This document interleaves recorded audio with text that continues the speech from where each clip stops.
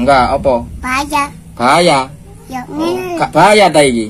Ya bahaya. Bahaya.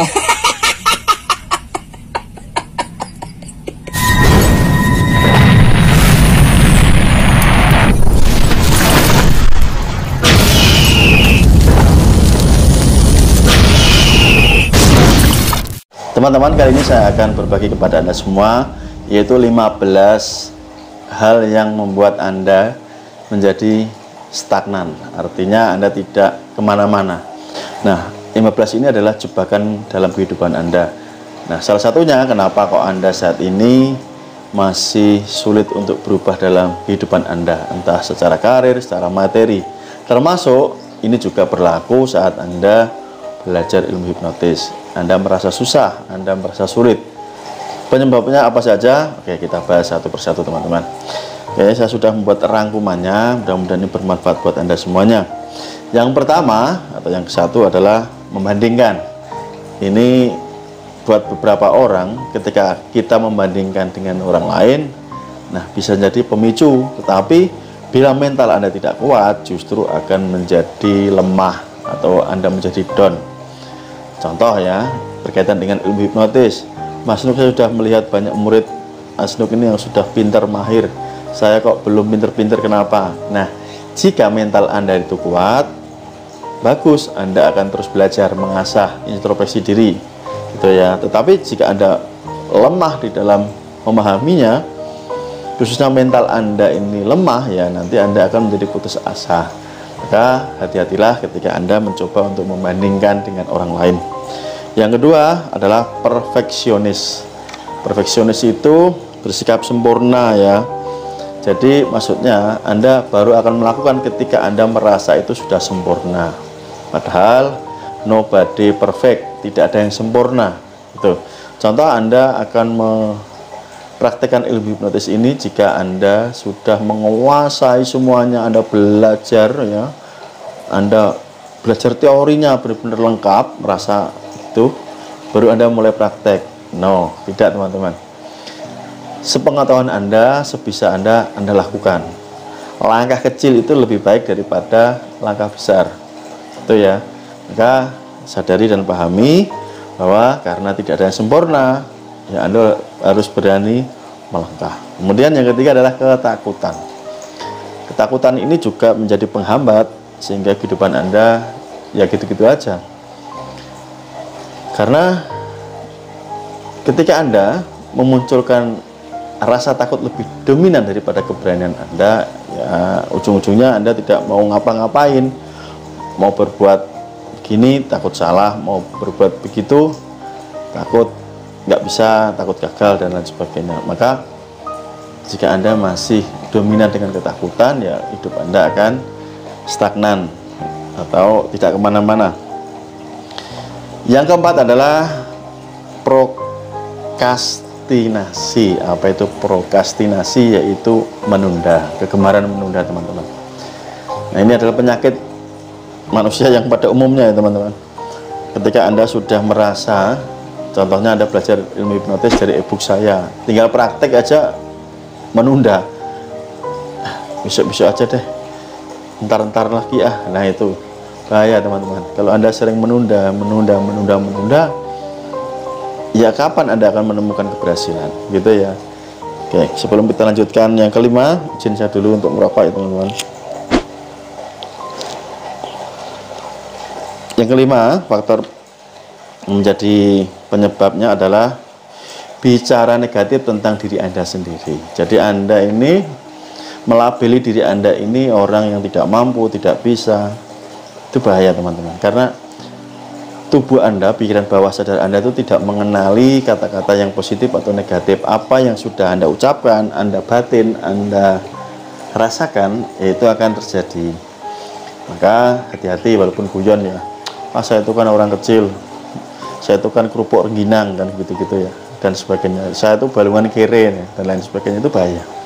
Meskipun guyonan, teman-teman. Karena bawah sadar tidak mengenal guyon. Kalau sudah diucapkan atau dibatin gitu ya, pikiran dan tubuh akan meresponnya, dan nanti hasilnya gitu, teman-teman. Jadi hati-hati. Oke, kita lanjutkan yang keenam, yaitu FOMO, fear of missing out, takut ketinggalan. Ya, duh, temennya ini sudah pada pinter Mas Nuk, saya kok nggak bisa. Oke, tidak ada istilah ketinggalan. Jadi ketika Anda belajar hipnotis, melihat kawan-kawan Anda, teman-teman Anda, atau murid-murid saya ini sudah pada pinter dan Anda sudah belajar tapi belum pinter, jangan takut ketinggalan. Maksudnya, jangan fokus ke orang lain, fokus ke diri Anda. Ya, karena kalau Anda sering menikmati tayangan orang lain, Anda lupa untuk melakukannya, hanya menjadi penonton gitu loh. Dan apalagi Anda tergesa-gesa, wah itu sudah bisa hipnotis terselubung, tersembunyi Mas Nuk, besok saya langsung praktekkan. No, pelan-pelan dulu. Kalau Anda berada di tahapan dasar belajar hipnotis, ya lakukan sesuai dengan instruksi saya. Ya, jangan takut ketinggalan. Tidak ada yang membuat Anda ini harus cepat-cepat, nggak ada. Oke? Pahami itu teman-teman. Kita lanjutkan yang ketujuh, yaitu overthinking. Yaitu overthinking itu adalah pikiran yang berlebihan. Segala sesuatunya di dalam pikiran Anda menanggapinya secara berlebihan. Gitu ya. Wah, nanti kalau saya bisa hipnotis, apa tanggapan keluarga saya, apa tanggapan lingkungan saya, teman-teman saya. Wah, nanti saya dicap tukang ngambil barang orang, nah dan lain sebagainya. Ini termasuk overthinking. Ya, padahal Anda tinggal mencari tahu manfaatnya saja. Dan nanti akan ketemu teman-teman, oh ternyata banyak yang manfaat dari belajar ilmu hipnotis itu sendiri. Kita lanjutkan yang ke-8, yaitu kegagalan. Nah, ketika Anda baru mencoba pertama kali dan Anda gagal, Anda merasa hidup Anda sudah selesai. Ini ya bahaya. Emangnya dari dalam hidup Anda ini Anda sering berhasil terus? Kan enggak kan? Toh tiap hari Anda juga gagal. Ya, Anda baru praktek satu kali hipnotis dan Anda gagal, wah saya nggak mampu, trauma, ini apa-apaan gitu loh. Oke. Justru karena Anda tidak bisa, wajar kalau Anda itu gagal, gitu loh ya. Makanya belajar supaya Anda berhasil, pinter. Justru aneh kalau Anda itu merasa pinter langsung bisa, itu kan ya aneh, gitu loh. Kalau Anda baru belajar, gitu. Oke, maka habiskan jatah gagal Anda supaya tinggal yang berhasil yang Anda dapatkan. Oke, sebelum melanjutkan yang ke-9, buat Anda yang ingin membeli ebook saya, ebook Kitab Mahir Hipnotis ya, atau ingin ikut privat Mahir Hipnotis bersama saya, nomor WA-nya di sini teman-teman. Kita lanjutkan teman-teman. Yang ke-9 adalah mencari validasi. Mencari validasi itu maksudnya mencari pengakuan dari orang lain. Wah, saya pengen dilihat orang lain sebagai penghipnotis yang hebat, ahli mempengaruhi. Oke, ntar dulu, sabar ya. Anda pemula, Anda baru belajar. Jangan tergesa-gesa untuk mendapatkan penilaian orang lain. Fokuslah dengan apa yang Anda kerjakan. Fokus dengan belajar teorinya, berlatih setiap hari.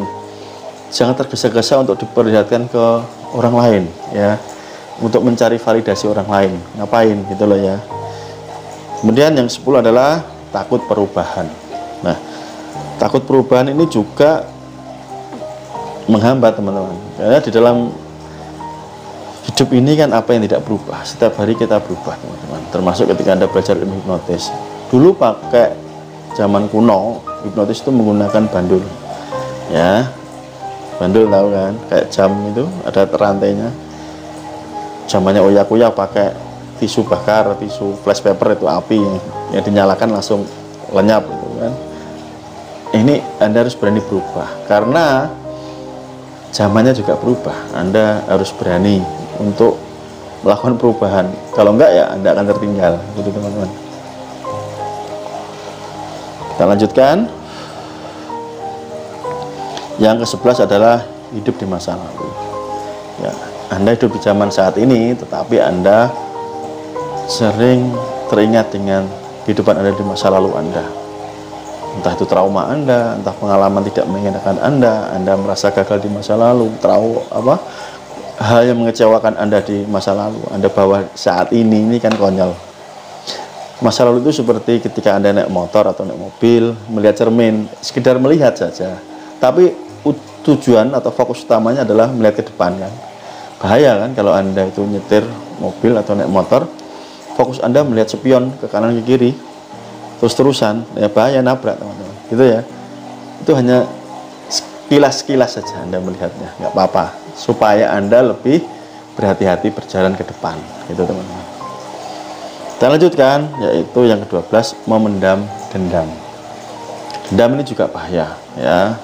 Dendam ini akan menghancurkan hidup Anda. Anda berniat belajar hipnotis karena ingin membalaskan dendam Anda kepada seseorang atau orang lain yang menurut Anda pernah menyakiti Anda. Ya Anda sendiri yang akan hancur, gitu ya. Bahaya teman-teman. Dendam itu seperti api yang akan membakar diri Anda. Maka segera lepaskan hal tersebut, maafkan atas kejadian-kejadian masa lalu, ya, supaya Anda hidup tenang. Memaafkan orang lain yang barangkali pernah bersalah kepada Anda itu bukan untuk mereka, bukan, tapi untuk kebaikan diri Anda. Lanjutkan, yang ke-13 adalah kenyamanan. Nah, kenyamanan juga menjadi penghambat. Kenapa? Bayangkan kita orang Indonesia kan setiap hari ini makannya nasi, ya. Dari kecil mungkin Anda terbiasa makan nasi, tiba-tiba disuruh berubah untuk makan roti di dalam 1 bulan ke depan nih. Setiap hari Anda ketemu roti terus, bayangkan apa? Anda akan merasa berat. Biasanya makan nasi, tiba-tiba disuruh makan roti. Biasanya bangunnya jam 10 siang, disuruh bangun jam 4 pagi, ya itu kan. Biasanya nggak pernah olahraga, disuruh olahraga. Biasanya nggak pernah belajar, disuruh belajar teori-teori tentang ilmu hipnotis. Ya, itu kan perubahan-perubahan. Jadi harus Anda lakukan. Nah, kalau Anda masih nyaman dengan kondisi yang sebelumnya, yang saat ini mungkin adalah alami, Anda rasakan, ya ini juga akan menjadi penghambat. Kenyamanan itu justru bumerang menurut saya. Yang ke-14 adalah ketidakpercayaan. Nah, ketidakpercayaan ini berkaitan dengan mungkin ketika Anda belajar dengan guru hipnotis, ketika sudah diajarkan malah Anda tidak percaya, gitu loh. Terlalu curigaan. Wah, jangan-jangan yang diajarkan nggak benar nih, jangan-jangan.